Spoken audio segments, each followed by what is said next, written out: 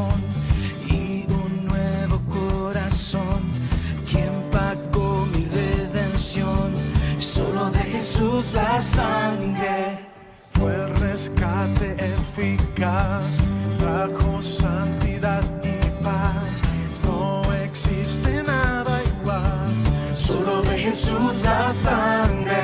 Jesús, tu nombre eterno es. Jesús, por ti yo viviré. Te exaltamos, te adoramos, todos juntos. Hoy te cantamos, precioso es el raudal que limpia todo mal. No hay otro manantial, solo de Jesús la sangre. Solo de Jesús la sangre. Oh, oh, oh, oh, oh. Cantaré junto a sus pies, el Cordero digno es. Yo por siempre adoraré, solo de Jesús la sangre. Me refugio en tu verdad, solo en ti hay sanidad. Me da vida y libertad, solo de Jesús la sangre. Jesús, tu nombre eterno es. Jesús, por ti yo viviré. Te exaltamos, te adoramos, todos juntos. Hoy te cantamos, precioso es el raudal que limpia todo mal. No hay otro manantial, solo de Jesús la sangre. Solo de Jesús la sangre. Oh, oh, oh, oh,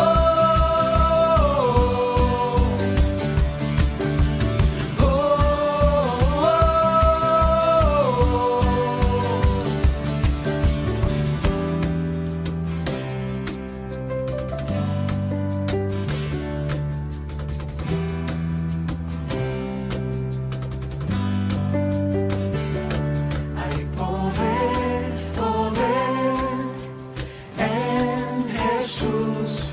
Hay poder, poder en la cruz. Hay poder, poder en Jesús. Hay poder, poder en la cruz.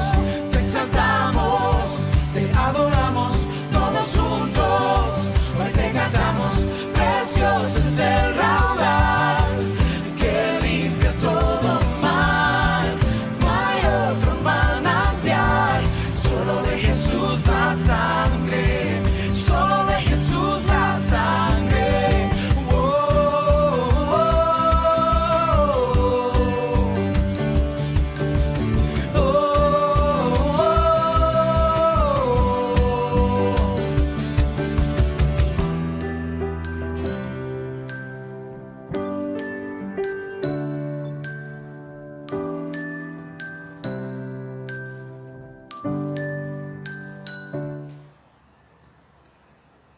Hola, Iglesia Cristiana del Sur de Monterrey y todos los que nos están viendo en esta transmisión, bienvenidos. Y quisiera invitarles a dedicar este tiempo para reflexionar acerca de quién es Dios, quiénes somos nosotros, el momento que vivimos. Esto es algo que deberíamos practicar todo el tiempo. El día de hoy, domingo, a esta hora, lo hacemos como comunidad, como Iglesia Cristiana del Sur y todos los que nos han acompañado hasta ahora.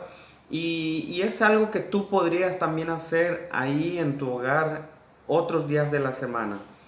La adoración en realidad es someter nuestra vida a este Dios bueno y verdadero. Es someter toda nuestra vida a Él. Así que pensando en eso, vamos a adorar a Dios.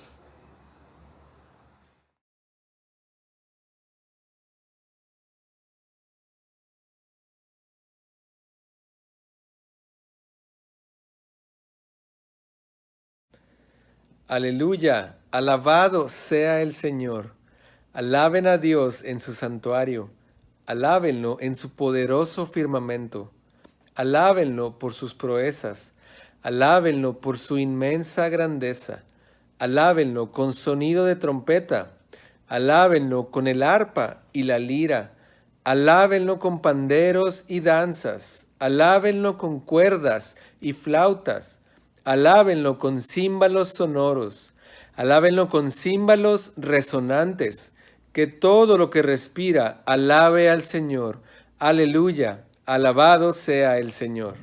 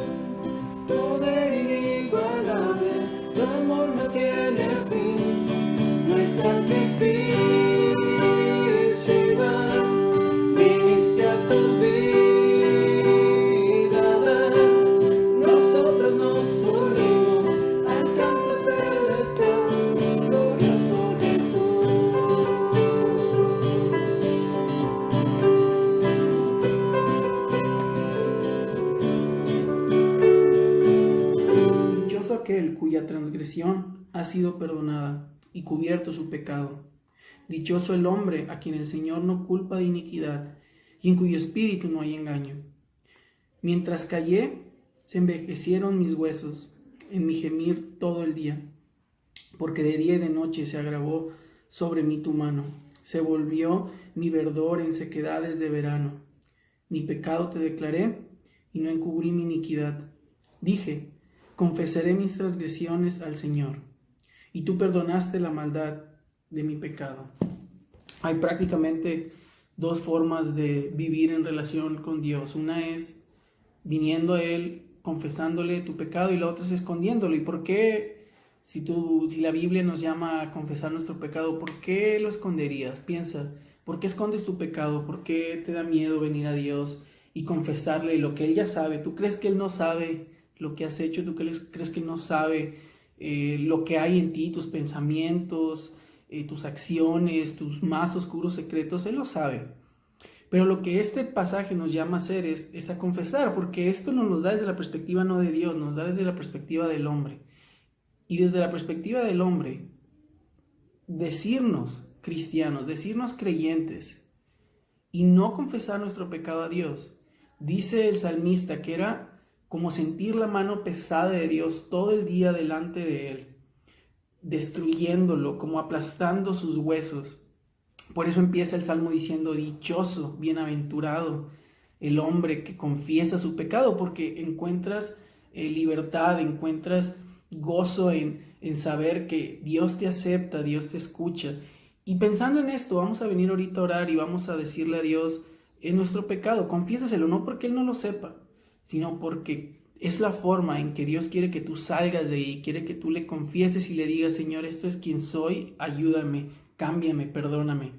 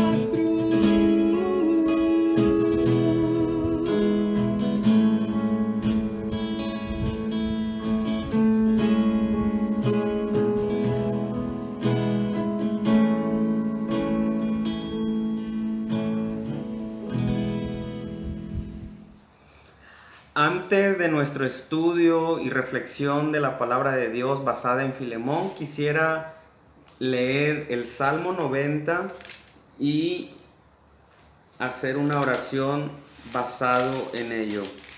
Dice la palabra de Dios: Señor, tú has sido un refugio para nosotros, de generación en generación, antes que los montes fueran engendrados y nacieran la tierra y el mundo. Desde la eternidad y hasta la eternidad, tú eres Dios. Haces que el hombre vuelva a ser polvo, y dices: vuelvan, hijos de los hombres, porque 1000 años ante tus ojos son como el día de ayer que ya pasó, y como una vigilia de la noche. Tú los has barrido como un torrente, son como un sueño, son como la hierba que por la mañana reverdece, por la mañana florece y reverdece, al atardecer se marchita y se seca, porque hemos sido consumidos con tu ira, y por tu furor hemos sido conturbados.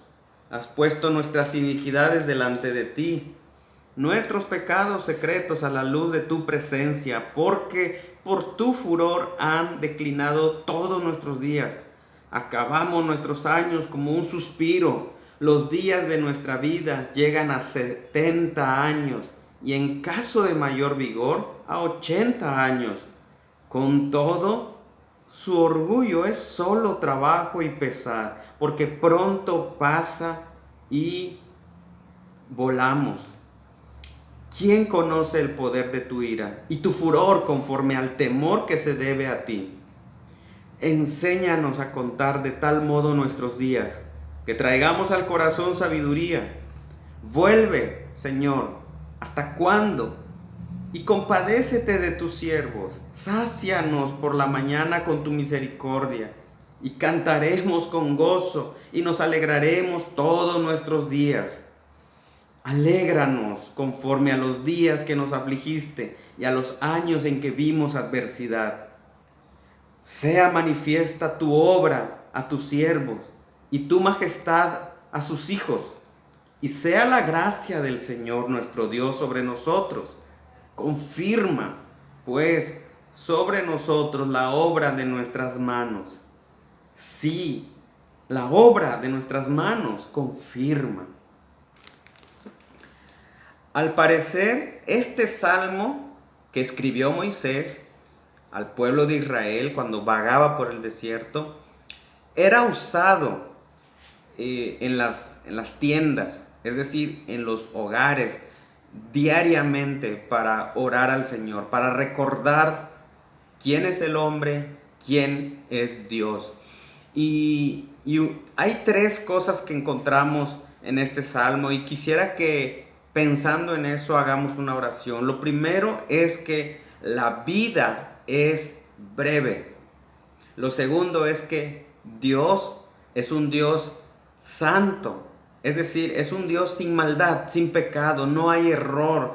Él es totalmente perfección, y eso la Biblia lo llama santo.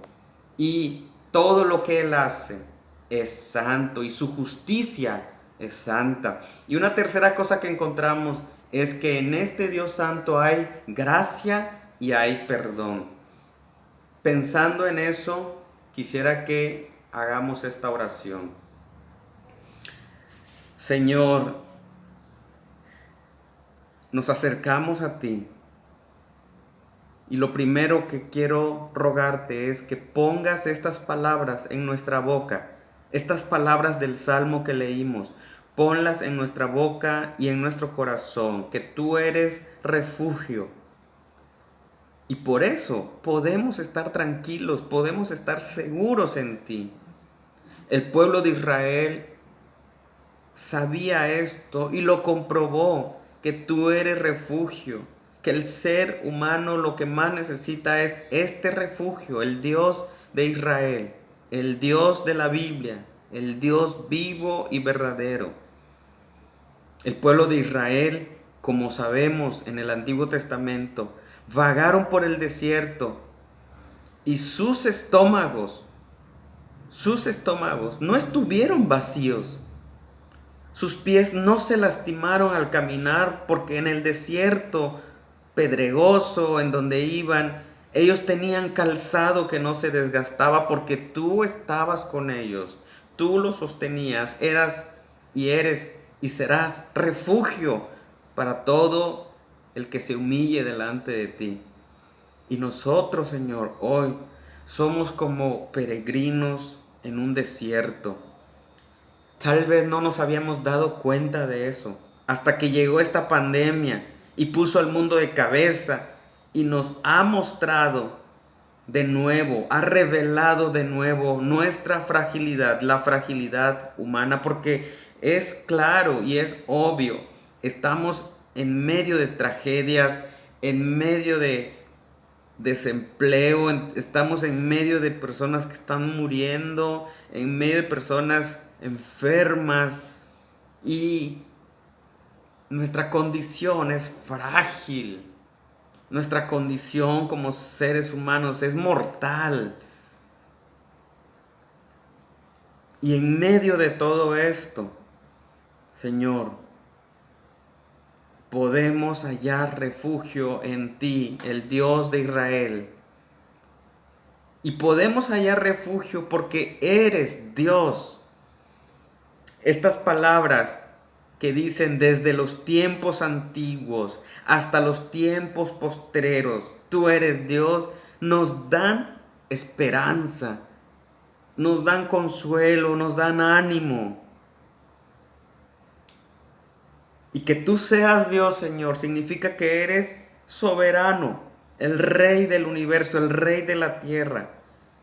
Y tu soberanía se muestra claramente al reconocer que tú has creado todas las cosas, visibles e invisibles, y que tú, Señor, las sostienes con tu poder.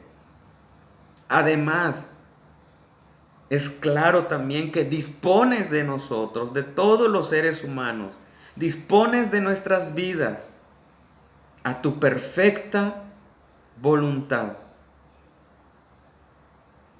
Señor, eso te hace diferente a nosotros, diferente a tu creación.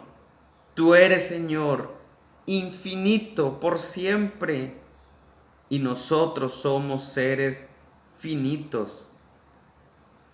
Qué triste que aún creamos que somos autosuficientes. En la práctica, Señor, reflejamos que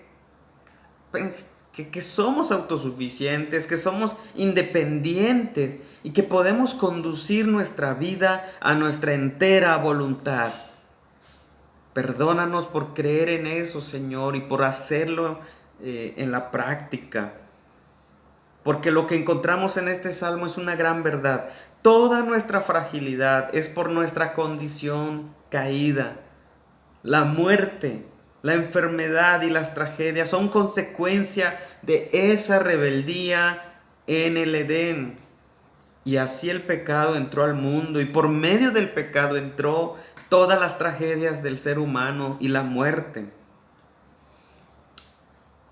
Por eso acudimos a ti, acudimos para rogar de tu misericordia.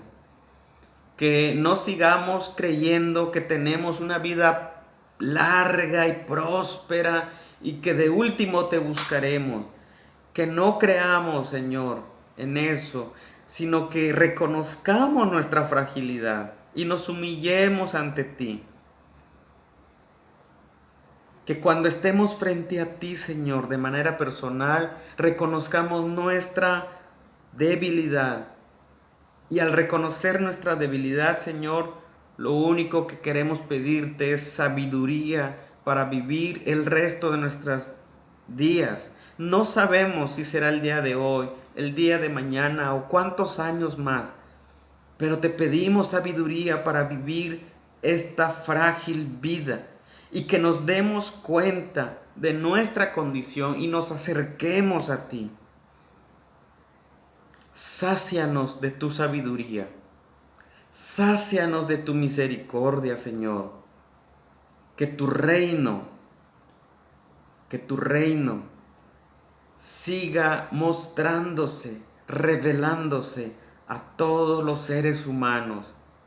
y que tu iglesia aquí en Monterrey, que tu iglesia aquí en nuestro país, en México, y tu iglesia en el mundo siga alertando a otros acerca de este gran reino y de el Rey Cristo Jesús. En su nombre oramos.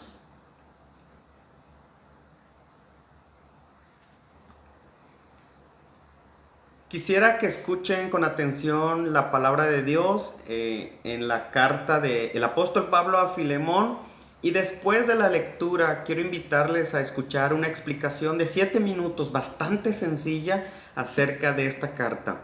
Dice así: Pablo, prisionero de Cristo Jesús, y el hermano Timoteo, a Filemón, nuestro amado hermano y colaborador, y a la hermana Apia, y a Arquipo, nuestro compañero de lucha, y a la iglesia que está en tu casa. Gracia a ustedes y paz de parte de Dios nuestro Padre y del Señor Jesucristo. Doy gracias a mi Dios siempre, haciendo mención de ti en mis oraciones, porque oigo de tu amor y de la fe que tienes hacia el Señor Jesús y hacia todos los santos. Ruego que la comunión de tu fe llegue a ser eficaz por el conocimiento de todo lo bueno que hay en ustedes mediante Cristo. Pues he llegado a tener mucho gozo y consuelo en tu amor, porque los corazones de los santos han sido confortados por ti, hermano. Por lo cual, aunque tengo mucha libertad en Cristo para mandarte a hacer lo que conviene, no obstante, por causa del amor que te tengo, te hago un ruego, siendo como soy, Pablo, anciano y ahora también prisionero de Cristo Jesús.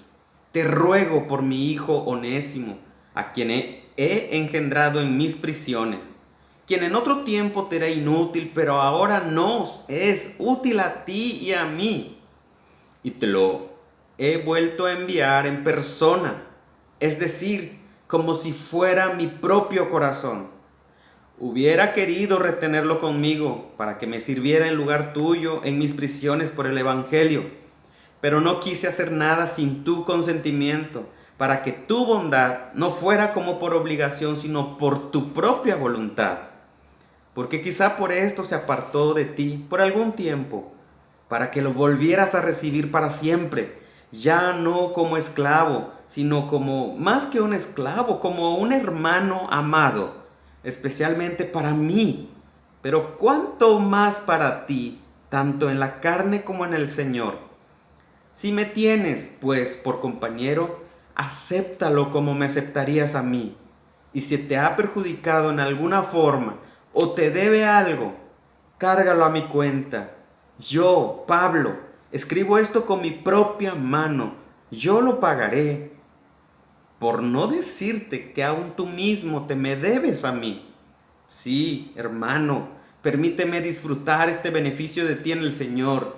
Recrea mi corazón en Cristo. Te escribo confiando en tu obediencia, sabiendo que harás aún más de lo que te digo. Y al mismo tiempo, prepárame también alojamiento, pues espero que por las oraciones de ustedes les seré concedido. Te saluda Epafras, mi compañero de prisión en Cristo Jesús. También Marcos, Aristarco, Demas y Lucas, mis colaboradores. La gracia del Señor Jesucristo sea con el espíritu de ustedes. Hasta aquí la lectura de la palabra de Dios. Escuchen por 7 minutos esta explicación.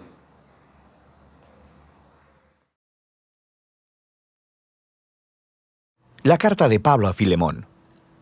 Fue escrita durante una de las muchas prisiones de Pablo y es su carta más corta en el Nuevo Testamento.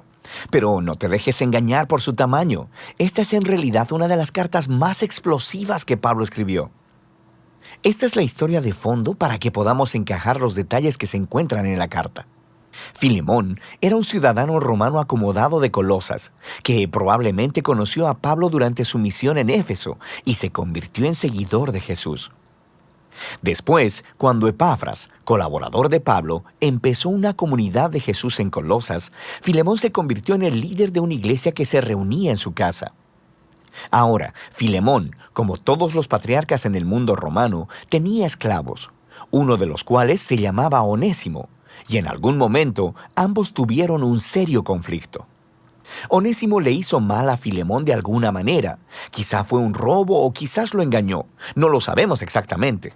Pero después de eso, Onésimo huye.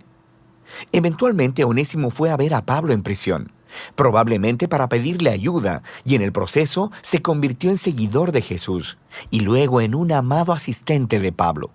Así que Pablo se encuentra en una situación muy difícil y delicada al escribir esta carta. Él le pedirá a Filemón no solo que perdone a Onésimo y que lo reciba, sino que lo acepte como un hermano en el Mesías y ya no más como un esclavo. Así es como lo hace. Pablo abre con una oración, alabando primero a Filemón y agradeciendo a Dios por el amor y la fidelidad que él ha mostrado a Jesús y a su pueblo. Y luego abre camino para hacer su petición con esta frase: ruego que la comunión de tu fe llegue a ser eficaz por el conocimiento de todo lo bueno que ha operado en nosotros, guiándonos hacia el Mesías. Una palabra clave aquí es comunión, o en griego koinonía, que significa compartir o participación mutua. Es cuando dos personas o más reciben algo juntos y lo comparten, haciéndose compañeros. Pablo está diciendo que la fidelidad a Jesús significa reconocer que todos sus seguidores son compañeros iguales que comparten juntos el regalo del amor y la gracia de Dios. Y para Pablo, esta experiencia de coinonía entre los seguidores de Jesús no es solo una idea que piensas, sino que es algo que haces en tus relaciones. Lo que lleva a Pablo a su petición. Finalmente empieza a hablar de Onésimo. Él dice que Onésimo se ha vuelto el hijo de Pablo en la prisión, lo que quiere decir que Pablo guió a Onésimo para que dedique su vida y lealtad a Jesús. De manera que Pablo y Onésimo ahora son familiares en el Mesías. Él ha estado sirviendo a Pablo con fidelidad en la prisión, y aunque Pablo quiere que se quede, él sabe que este conflicto no resuelto con Filemón debe ser reconciliado si ellos dicen ser seguidores de Jesús. Lo que lleva a Pablo a su audaz petición, que Filemón reciba a Onésimo, ya no como un esclavo, sino como más que un esclavo, como un hermano amado en el Señor. Ahora, esto es mucho pedir. Bajo la ley romana, Filemón tenía todo el derecho de hacer castigar a Onésimo o meterlo en prisión. Pablo no está únicamente pidiéndole que perdone a Onésimo, sino que también reciba a su antiguo esclavo en Colosas, como una persona de igual rango social, como un miembro de su familia. Esto es mucho más que bondad, es completamente inaudito. Es liberar un esclavo y luego tratarlo como a un miembro de la familia. Va contra el status quo del orden social romano. ¿Por qué debería Filemón hacer algo así? Aquí Pablo hace un movimiento brillante. Le recuerda esa palabra clave de su oración inicial. Él dice, si me tienes, pues, por compañero, es esa palabra griega de nuevo, koinonía, acepta a Onésimo como me aceptarías a mí. Y si te ha perjudicado en alguna forma o te debe algo, cárgalo a mi cuenta. Así que en esta petición vemos en la práctica el corazón del mensaje del Evangelio de Pablo. Primero que nada se trata de la reconciliación, justo como le dijo a los corintios. En el Mesías, Dios estaba reconciliando el mundo consigo mismo, no tomándoles en cuenta a la gente sus pecados. Así que en esta situación, Pablo se está poniendo en el lugar de Jesús. Él absorberá las consecuencias del pecado de Onésimo. Él pagará el precio para que Onésimo pueda ser reconciliado con Filemón. Pero el mensaje de Pablo era sobre mucho más que una transacción legal. También se trata de koinonía. Onésimo, Filemón y Pablo son todos iguales delante de Dios. Todos comparten la misma necesidad de perdón. Así que la tierra es plana frente a la cruz, lo cual significa que Filemón y Onésimo ya no pueden relacionarse entre ellos como amo y esclavo. Son familia, son hermanos en el Mesías. O como Pablo le dijo a Filemón y a toda la iglesia de Colosas, en la nueva familia de Dios no hay griego o judío, circunciso o incircunciso, extranjeros o incivilizados, esclavos o libres, sino que el Mesías es todo en todos. Pablo concluye la carta expresando su confianza de que Filemón hará aún más de lo que Pablo le pidió y le dice que le prepare una habitación porque quiere ir a visitarlo en cuanto salga de la prisión. Y luego, con algunos saludos finales, Pablo termina la carta. La carta de Pablo a Filemón es poderosa por muchas razones. Es la única carta en donde Pablo no menciona explícitamente la muerte o resurrección de Jesús. Y esto no es un desliz. Él no necesita explicar la cruz con palabras porque la está demostrando con sus acciones. Pablo está encarnando el significado de la cruz. Él se ha convertido a sí mismo en el lugar donde Onésimo y Filemón son reconciliados con Dios y el uno con el otro. Esta carta también nos muestra que las implicaciones de las buenas nuevas acerca de Jesús son extremadamente personales y nunca privadas. El hecho de que Filemón y Onésimo ahora son hermanos en el Mesías hace su relación de amo-esclavo totalmente irrelevante. La familia del pueblo de Jesús es un lugar donde todos reciben de igual manera la gracia de Dios. Es una nueva clase de sociedad o una nueva humanidad, como la llamó en las cartas a los colosenses, donde el valor y el estatus social de las personas no se define por su raza, género o clase social o económica. En el Mesías hay simplemente nuevos humanos, que son compañeros en igualdad y quienes juntos comparten la misericordia sanadora de Dios a través de Jesús. Y de eso se trata la carta de Pablo a Filemón. Uno de los temas que Pablo deja bien claro en su carta es que Filemón tiene la responsabilidad como creyente en Jesucristo de reconciliarse con Onésimo. Esta es una enseñanza que por siglos ha caracterizado a los verdaderos creyentes. Somos llamados a ser agentes de reconciliación.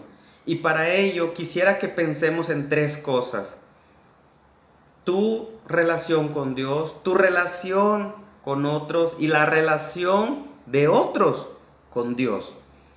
Lo primero, tu relación con Dios.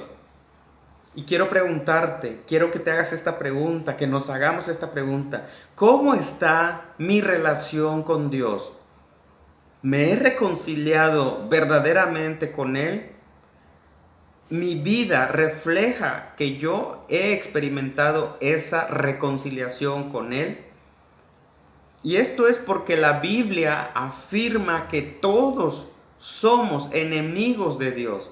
Desde que nacemos somos enemigos de Dios. Lee el Salmo 51 y ahí nos daremos cuenta de esta verdad. Y por esa razón tenemos esta gran necesidad, experimentar la reconciliación con Dios. Para ello recuerda este pasaje de la Biblia, segunda carta de los Corintios 5:19, que dice: en Cristo Dios estaba reconciliando al mundo consigo mismo, no tomándole en cuenta sus pecados y encargándonos a nosotros el mensaje de la reconciliación. Recuerda esto porque, en primer lugar, la reconciliación es iniciativa de Dios. No creas que es tu iniciativa, es iniciativa de Dios. Dios es el que ha buscado al ser humano para reconciliarse con Él, porque nosotros somos enemigos de Dios. Si dependiera la reconciliación, si dependiera del ser humano, en realidad el ser humano recibiría la gloria, es decir, los aplausos, por tener la capacidad de buscar a Dios. Y la realidad es que la Biblia no enseña eso. La Biblia enseña que el ser humano no tiene la capacidad de buscar a Dios. Y por eso Dios es el que toma la iniciativa. Y entonces a Él se le debe la gloria. Esto nos lleva a recordar también que no es por méritos. Es decir, para reconciliarte con Dios no hay algo que puedas hacer, porque tendrías que ser perfecto, llevar una vida perfecta. ¿Y quién es perfecto? Nadie. Así que no es por méritos que puedes llegar a esa reconciliación con Dios. Solamente es por los méritos de Cristo y para la gloria de Cristo. Quiero preguntarte de nuevo, ¿cómo estás delante de Dios? Para reconciliarte con Dios necesitas someter tus creencias, someter tu voluntad, es decir, someter toda tu vida, someterla al señorío de Cristo. Y si tú estás en Cristo, no desvíes tu confianza de Él, no desvíes tu mirada de Cristo. Lee los evangelios y contempla la vida de Cristo, contempla su amor, contémplalo en la cruz, muriendo en tu lugar para hacer posible la reconciliación. Habla con Él, platica con Él, convive con Él, encomienda tus caminos a Él. Vive esa relación de estar bien con Dios únicamente por los méritos de Cristo. También pensando en la reconciliación, no solamente es la reconciliación que tú puedes experimentar con Dios, sino la reconciliación en tu relación con los demás. Si tú tienes una relación reconciliada con Dios por medio de Cristo, eso te debe impulsar, te debe empujar a aplicarlo con tu prójimo también. ¿Recuerdas los dos grandes mandamientos? Ama a Dios y ama a tu prójimo. Ama a Dios y ama a tu prójimo. Entonces, esta verdad de tener esta buena relación con Dios solamente por Cristo debe impulsarte, debe empujarte a aplicarlo con tu prójimo. Así que quiero preguntarte y quiero que te hagas esta pregunta: ¿con quién tengo que reconciliarme? ¿Con quién? Hay casos muy difíciles. Tal vez tú seas ese caso difícil para la otra persona. Hay casos muy difíciles y hay consejos que nos dicen: mejor aléjate y deja las cosas así, el tiempo curará todo, o la distancia. Pero la Biblia no enseña eso. La Biblia no enseña eso. Vuelve a leer la carta a Filemón y te darás cuenta. Es verdad, sí hay casos muy difíciles. Sin embargo, el verdadero creyente irá por encima de las distancias, irá por encima de cualquier cosa para practicar la reconciliación. ¿Con quién tienes que reconciliarte? ¿Qué personas cercanas a ti se han alejado emocionalmente porque hay un conflicto no resuelto? Si tú eres verdadero creyente en Cristo, esta verdad te debe impulsar. La reconciliación con Dios te debe impulsar. Tal vez sea un vecino, tal vez sea un familiar, o no sé, alguna situación en tu trabajo que te puso en conflicto o en enemistad con alguien de tu trabajo. Sabes, pídele a Dios que esta verdad de que tú has sido reconciliado con Dios, que esta verdad te lleve a reconciliarte con los demás. Que esta verdad sea tan fuerte en ti, que no tengas otras opciones más que arreglar las cosas con quien te ha ofendido o a quien has ofendido. Y por último, en tercer lugar, también esto de la reconciliación con Dios y con otros debe llevarte a pensar acerca de cómo están otros en su relación con Dios. La Biblia de nuevo menciona que todo verdadero creyente será usado como un instrumento en las manos de Dios para llevar a cabo esa reconciliación entre Dios y los hombres. Así que pensemos, ¿cómo me usará Dios para que otros alrededor mío, cerca de mí, cómo me usará Dios para que ellos experimenten esa gloriosa reconciliación? Es más, ¿qué te parece si haces una lista o piensas en personas con quienes convives, tal vez todos los días por cuestiones del trabajo o en tu propia familia, y que por lo menos des el primer paso de orar por ellos para que ellos experimenten esa reconciliación de la cual tú disfrutas, de la cual tú eres bendecido también?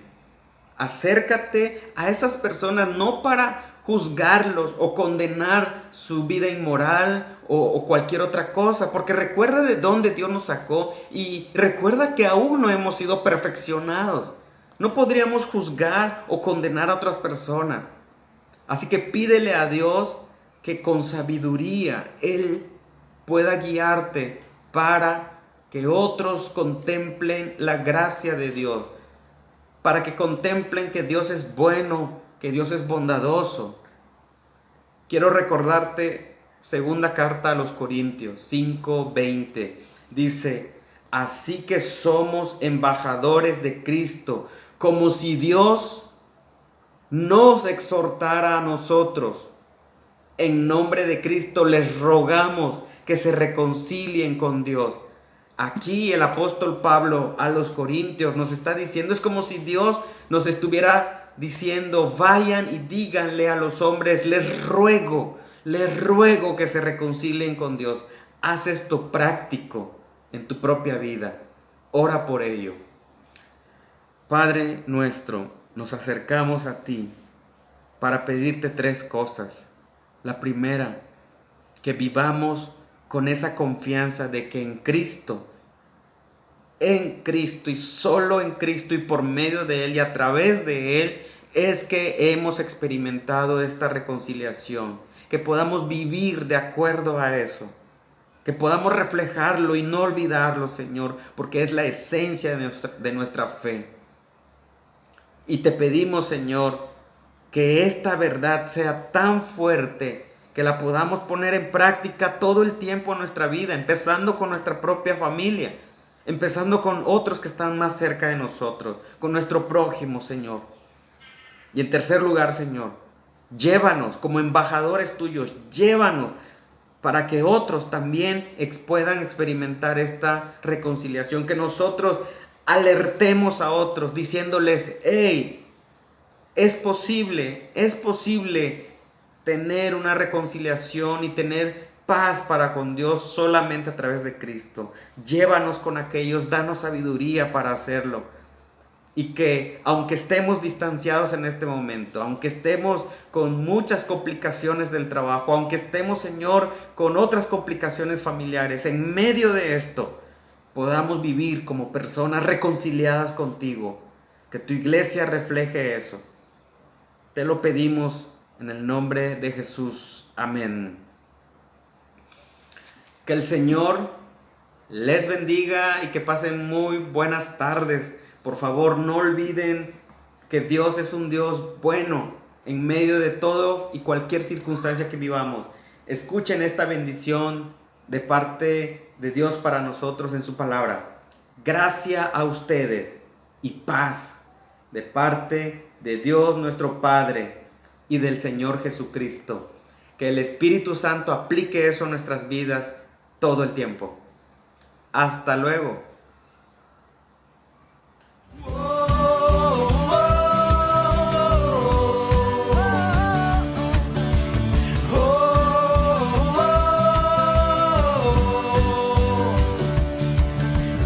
Cantaré junto a sus pies, el Cordero digno es.